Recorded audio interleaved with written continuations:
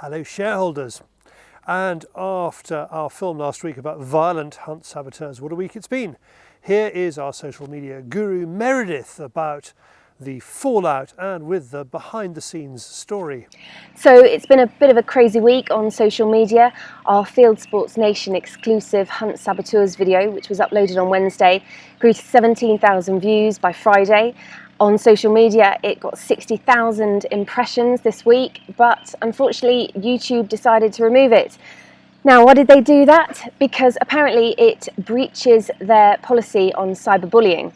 So we only got a caution this time, but if you get a strike and if you get 3 strikes, you're out. So safer to remove it. We took it down and we've re-uploaded it to Vimeo. However, the message is still getting communicated. It's been picked up by Google News and it's still getting shared on social. So if you haven't shared it already, please do, because it's really important that we make sure that our message keeps getting communicated and that this outrageous behaviour is shown for what it really is. So although YouTube have removed it, it's still out there, it's still having impact, and the antis haven't defeated us yet. There's a link to the story in the description below. The Daily Telegraph picked it up and they managed to get an assurance out of the Conservative Party that if they come back as the next government, they'll beef up trespass laws to try and stop this kind of behaviour from the antis. That's not enough for me to vote Tory, but it's a start. Now, Fieldsports Ireland came out this week and I was a little bit concerned about this comment from a viewer. They write, brilliant episode, exciting to watch a red stag stalk and love the walked up bit with a side-by-side and pointer. More of the same, please. A breath of fresh air after all the boring political anti-stuff on Fieldsports Britain. The question is, are we going too political? Are we kind of losing that Fieldsports channel sense of fun? Maybe should we hive our news stuff off into its own separate programme?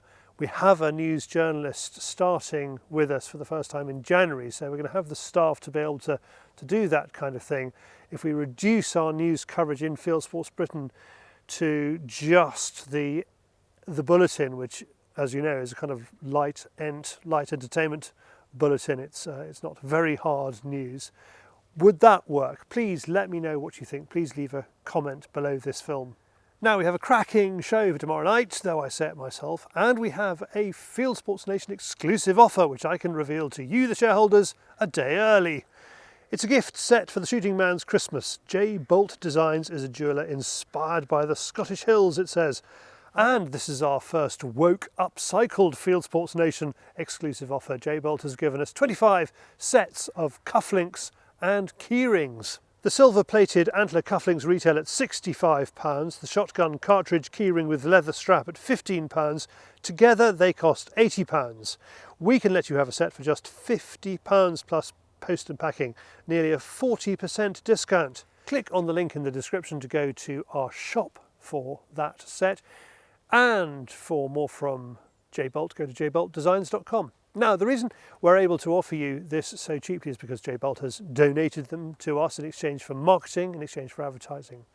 And we're offering them to you, the shareholders, tonight. Tomorrow night, they go in front of the wider audience on Fieldsports Britain. If there are any left over, we'll come back to you next Tuesday, probably at a cheaper price. We've never sold jewellery before, so we don't know how this one will go. So your choice is pay now or hold out and pay less, but maybe miss out.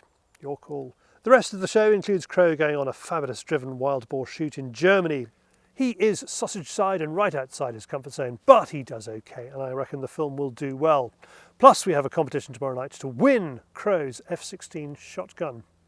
And then for the second item, Jason Doyle's girlfriend Carly is going stalking in Scotland. This is her first trip after Reds, and Jason is simply tagging along on this one. Now, you may recall last week I promised you Aimpoint, Andy and Roy going to Sweden to the factory and after Roe, and instead you got pheasant shooting in Bedfordshire. You're possibly slightly confused. Well, the fact is Aimpoint loved the film, but they were a little bit slow to come back and tell us, so we had to hold it over, and it will be out next week, and I too will be back next week.